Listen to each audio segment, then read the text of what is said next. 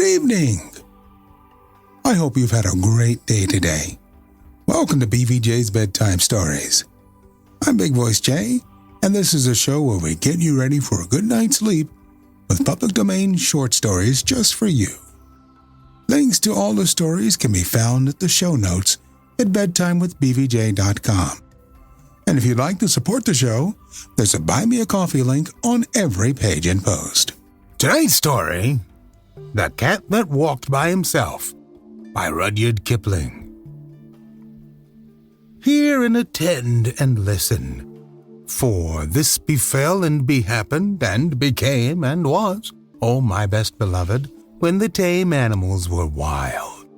The dog was wild, and the horse was wild, and the cow was wild, and the sheep was wild, and the pig was wild as wild could be. And they walked in the wet wild woods by their wild lones. But the wildest of all the wild animals was the cat. He walked by himself, and all places were alike to him. Of course, the man was wild too. He was dreadfully wild. He didn't even begin to be tame till he met the woman, and she told him that she did not like living in his wild ways. She picked out a nice dry cave instead of a heap of wet leaves to lie down in, and she strewed clean sand on the floor, and she lit a nice fire of wood at the back of the cave, and she hung a dried wild horse skin tail down across the opening of the cave, and she said, "Wipe your feet, dear, when you come in, and now we'll keep house." That night, best beloved, they ate wild sheep roasted on hot stones, and flavored with wild garlic and wild pepper, and wild duck stuffed with wild rice, and wild fenugreek and wild coriander, and marrow bones of wild oxen, and wild cherries, and wild grenadillas. Then the man went to sleep in front of the fire ever so happy. But the woman sat up combing her hair. She took the bone of the shoulder of mutton, the big fat blade bone, and she looked at the wonderful marks on it. And she threw more wood on the fire, and she made a magic. She made the first singing magic in the world. Out in the wet wild woods, all the wild animals gathered together where they could see the light of the fire a long way off, and they wondered what it meant. Then Wild Horse stamped with his wild foot and said, "O my friends and O my enemies, why have the man and the woman made that great light in that great cave, and what harm will it do us?" Wild Dog lifted up his wild nose and smelled the smell of roast mutton, and said, "I will go up and see and look, and say, for I think it is good. Cat, come with me." "Nay," said the cat. "I am the cat who walks by himself, and all places are alike to me. I will not come." "Then we can never be friends again," said Wild Dog, and he trotted off to the cave. But when he had gone a little way, the cat said to himself, "All places are alike to me. Why should I not go too and see and look and come away at my own king?" So he slipped after Wild Dog softly, very softly, and hid himself where he could hear everything. When Wild Dog reached the mouth of the cave, he lifted up the dried horse skin with his nose and sniffed the beautiful smell of the roast mutton, and the woman, looking at the blade bone, heard him and laughed and said, "Here comes the first wild thing out of the wild woods. What do you want?" Wild Dog said, "O my enemy and wife of the enemy, what is this that smells so good in the wild woods?" Then the woman picked up a roasted mutton bone and threw it to Wild Dog, and said, "Wild thing out of the wild woods, taste and try." Wild Dog gnawed the bone, and it was more delicious than anything he had ever tasted, and he said, "O my enemy and wife of my enemy, give me another." The woman said, "Wild thing out of the wild woods, help my man to hunt through the day and guard this cave at night, and I will give you as many roast bones as you need." "Ah," said the cat, listening. "This is a very wise woman, but she is not so wise as I am." Wild Dog crawled into the cave and laid his head on the woman's lap, and she said, "To my friend and wife of my friend, I will help your man to hunt through the day, and at night I will guard your cave." "Ah," said the cat, listening. "That is a very foolish dog." And he went back through the wet wild woods, waving his wild tail and walking by his wild lone. But he never told anybody. When the man waked up, he said, "What is Wild Dog doing here?" And the woman said, "His name is not Wild Dog anymore, but the first friend, because he will be our friend for always and always and always. Take him with you when you go hunting." Next night, the woman cut great green armfuls of fresh grass from the water meadows and dried it before the fire so that it smelt like new-mown hay. And she sat at the mouth of the cave and plaited a halter out of horsehide, and she looked at the shoulder of mutton bone, at the big broad blade bone, and she made a magic. She made the second singing magic in the world. Out in the wild woods, all the wild animals wondered what had happened to Wild Dog. And at last, Wild Horse stamped with his foot and said, "I will go and see and say why Wild Dog has not returned. Cat, come with me." "Nanny," said the cat, "I am the cat who walks by himself, and all places are alike to me. I will not come." But all the same he followed Wild Horse softly, very softly, and hid himself where he could hear everything. When the woman heard Wild Horse tripping and stumbling on his long mane, she laughed and said, "Here comes the second wild thing out of the wild woods. What do you want?" Wild Horse said, "Oh, my enemy and wife of my enemy, where is Wild Dog?" The woman laughed and picked up the blade bone and looked at it and said, "Wild thing out of the wild woods, you did not come here for Wild Dog, but for the sake of this good grass." And Wild Horse, tripping and stumbling on his long mane, said, "That is true. Give it me to eat." The woman said, "Wild thing out of the wild woods, bend your wild head and wear what I give you, and you shall eat the wonderful grass 3 times a day." "Ah," said the cat, listening. "This is a clever woman, but she is not so clever as I am." Wild Horse bent his wild head, and the woman slipped the plaited hide halter over it, and Wild Horse breathed on the woman's feet and said, "O my mistress and wife of my master, I will be your servant for the sake of the wonderful grass." "Ah," said the cat, listening. "That is a very foolish horse." And he went back through the wet wild woods, waving his wild tail and walking by his wild lone. But he never told anybody. When the man and the dog came back from hunting, the man said, "What is Wild Horse doing here?" And the woman said, "His name is not Wild Horse anymore, but the first servant, because he will carry us from place to place for always and always and always. Ride on his back when you go hunting." Next day, holding her wild head high, that her wild horns should not catch in the wild trees, Wild Cow came up to the cave, and the cat followed, and hid himself just the same as before, and everything happened just the same as before, and the cat said the same things as before. And when Wild Cow had promised to give her milk to the woman every day in exchange for the wonderful grass, the cat went back through the wet wild woods, waving his wild tail and walking by his wild lone, just the same as before. But he never told anybody.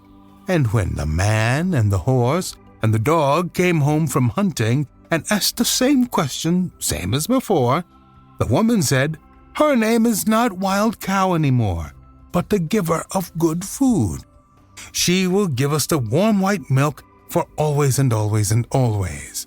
And I will take care of her, while you and the first friend and the first servant go hunting." Next day, the cat waited to see if any other wild thing would go up to the cave. But no one moved in the wet wild woods, so let the cat walk there by himself. And he saw the woman milking the cow, and he saw the light of the fire in the cave, and he smelt the smell of the warm white milk. Cat said, "O my enemy, and wife of my enemy, where did Wild Cow go?"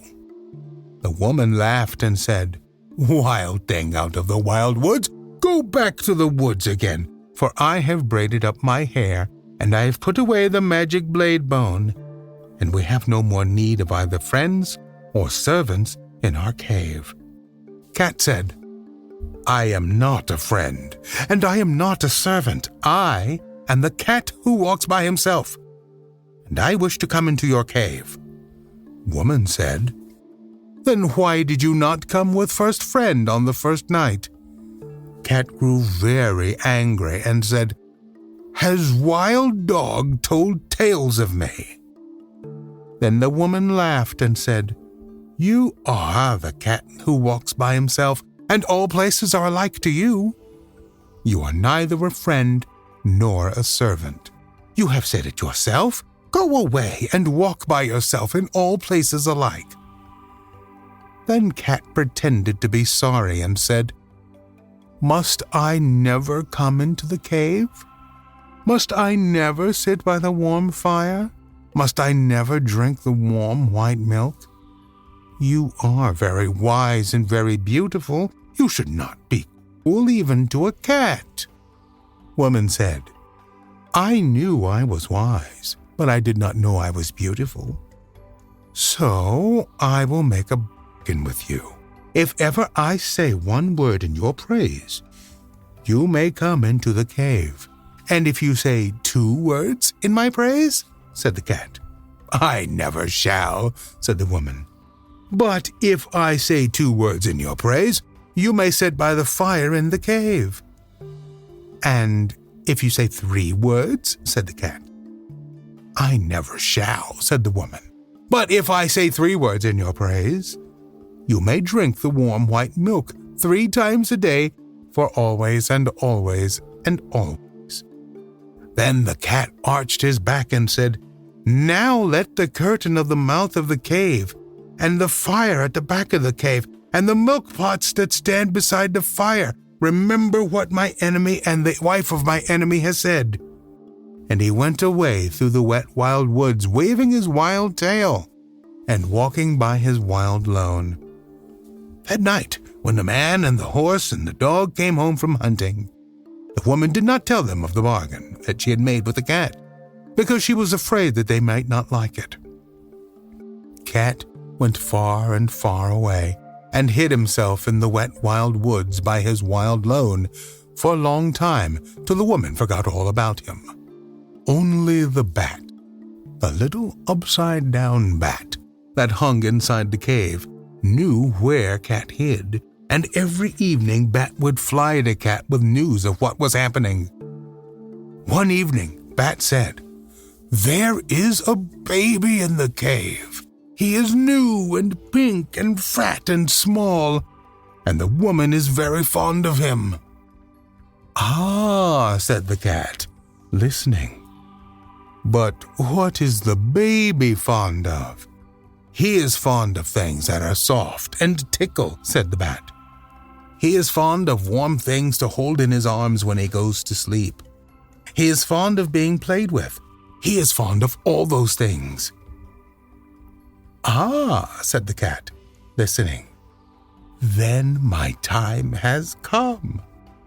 Next night, Cat walked through the wet wild woods and hid very near the cave till morning time, and man and dog and horse went hunting.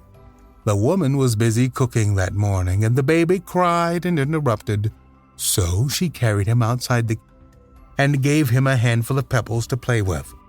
But still the baby cried. Then the cat put out his patty paw and patted the baby on the cheek. And it cooed, and the cat rubbed against its fat knees and tickled it under its fat chin with his tail. And the baby laughed, and the woman heard him and smiled. Then the bat, the little upside-down bat that hung in the mouth of the cave, said, "O my hostess, and wife of my host, and mother of my host's son, a wild thing from the wild woods is most beautifully playing with your baby. A blessing on that wild thing, whoever he may be," said the woman, straightening her, "for I was a busy woman this morning, and he has done me a service." That very minute and second, my beloved, the dried horseskin curtain that was stretched tail down at the mouth of the cave fell down, whoosh, because it remembered the bargain she had made with the cat. And when the woman went to pick it up, lo and behold, the cat was sitting quite comfy inside the cave. "O my enemy and wife of my enemy and mother of my enemy," said the cat, "it is I, for you have spoken a word in my praise, and now I can sit within the cave for always and always and always. But still, I am the cat who walks by himself, and all places are alike to me." The woman was very angry, and shut her lips tight, and took up her spinning wheel and began to spin. But the baby cried because the cat had gone away, and the woman could not hush it, for it struggled and kicked and grew black in the face. "O my enemy and wife of my enemy and mother of my enemy," said the cat, "take a strand of the wire that you are spinning and tie it to your spinning whorl, and drag it along the floor, and I will show you a magic that will make your baby laugh as loudly as he is now crying." "I will do so," said the woman, "because I am at my wit's end, but I will not thank you for it."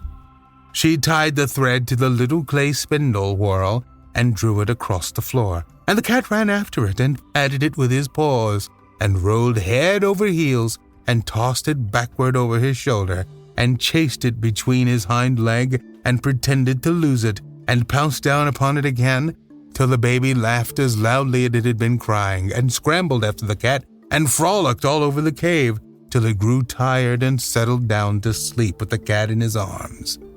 "Now," said the cat, "I will sing the baby a song that shall keep him asleep for an hour."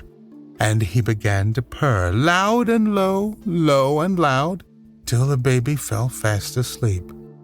The woman smiled as she looked down upon the two of them and said, "That was wonderfully done. No question, but you are very clever, O cat." That very minute and second, O beloved, the smoke of the fire at the back of the cave came down in clouds from the roof, puff, because it remembered the bargain she had made with the cat, and when it had cleared away, lo and behold, the cat was sitting quite comfy, close to the fire. "O my enemy and wife of my enemy and mother of my enemy," said the cat, "it is I, for you have spoken a second word in my praise. And now I can sit by the warm fire at the back of the cave for always and always and always. But still I am the cat who walks by himself, and all places are alike to me." Then the woman was very, very angry, and let down her hair and put more wood on the fire, and brought out the broad blade bone of the shoulder of mutton, and began to make a magic that should prevent her from saying a third word in praise of the cat.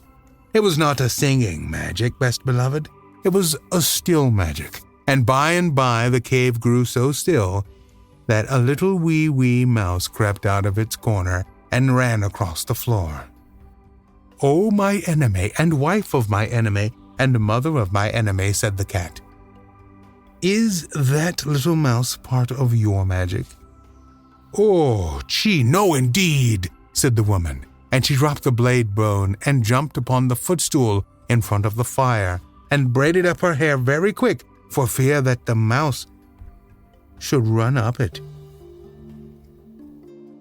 "Ah," said the cat, watching, "then the mouse will do me no harm if I eat it."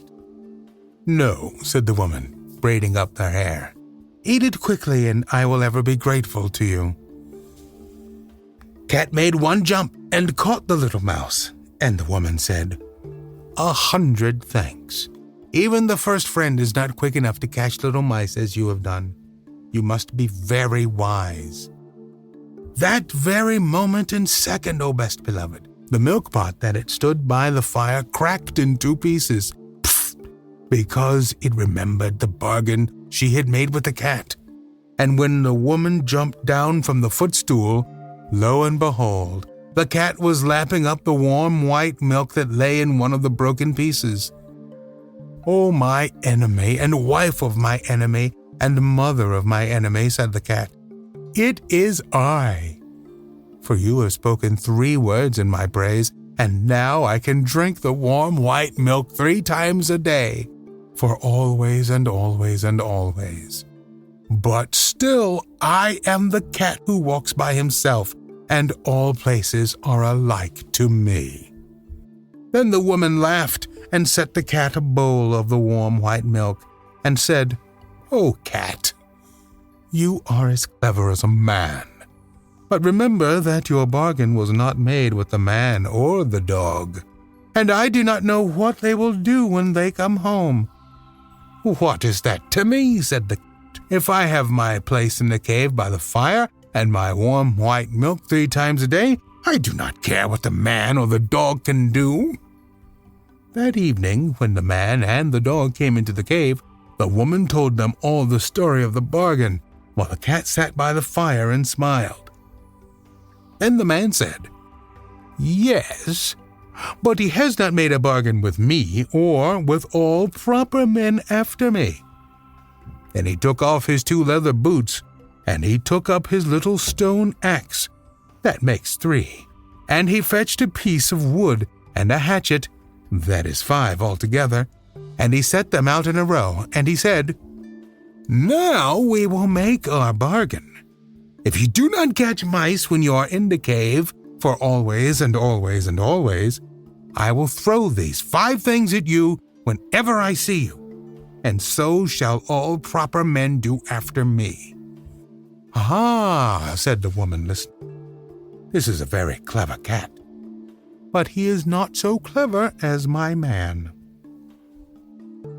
The cat counted the 5 things, and they looked very knobby, and he said, "I will catch mice when I am in the cave for always and always and always, but still I am the cat who walks by himself, and all places are alike to me." "Not when I am near," said the man. "If you had not said that last, I would have put all these things away for always and always and always. But I am now going to throw my 2 boots and my little stone axe, it makes 3, at you whenever I meet you, and so shall all proper men do after me." Then the dog said, "Wait a minute. He has not made a bargain with me, or with all proper dogs after me." And he showed his teeth and said, "If you are not kind to the baby while I am in the cave for always and always and always, I will hunt you till I catch you, and when I catch you, I will bite you. And so shall all proper dogs do after me." "Ah," said the woman, listening, "this is a very clever cat, but he is not so clever as the dog." Cat counted the dog's teeth, and they looked very pointed, and he said, "I will be kind to the baby while I am in the cave, as long as he does not pull my tail too hard, for always and always and always, but still I am the cat that walks by himself, and all places are alike to me." "Not when I am near," said the dog. "If you had not said that last, I would have shut my mouth for always and always and always, but now I am going to hunt you up a tree whenever I meet you, and so shall all proper dogs do after me." Then the man threw his 2 boots and his little stone axe, that makes 3, at the cat, and the cat ran out of the cave, and the dog chased him up a tree. And from that day to this, best beloved, 3 proper men out of 5 will always throw things at a cat whenever they meet him, and all proper dogs will chase him up a tree. But the cat keeps his side of the bargain too. He will kill mice, and he will be kind to babies when he is in the house, just as long as they do not pull his tail too hard. But when he has done that, and between times, and when the moon gets up and night comes, he is the cat that walks by himself, and all places are alike to him. Then he goes out to the wet wild woods, or up the wet wild trees, or on the wet wild roofs, waving his wild tail and walking by his wild lone. Pussy can sit by the fire and sing. Pussy can climb a tree, or play with a silly old cork and string, to amuse himself, not me. But I like Binky, my dog, because he knows how to behave. So Binky's the same as the first friend was, and I am the man in the cave. Pussy will play man Friday till it's time to wet her paw, and make on the walk of the windowsill for the footprint Crusoe saw. Then she fluffles her tail and mews and scratches and won't attend. But Binky will play whatever I choose, and he is my true first friend. Pussy will rub my knees with her head, pretending she loves me hard. But the very minute I go to my bed, Pussy runs out in the yard. And there she stays till the morning light, so I know it is only pretend. But Binky, he snores at my feet all night, and he is my firstest friend. We are always looking for great stories like this one to feature on the show. If you have any, send your suggestions to bigvoicej@gmail.com. We have got a YouTube channel full of stories from the show. Go to tiny.cc/BVJ Bedtime. Don't forget to leave us a review on Apple Podcasts. It helps to spread the word that we're putting people to sleep every single night. And if you'd like to support the show, there's a Buy Me a Coffee link on every page and post. Thank you so much for listening. Good night. Diamond Club hopes you have enjoyed this program.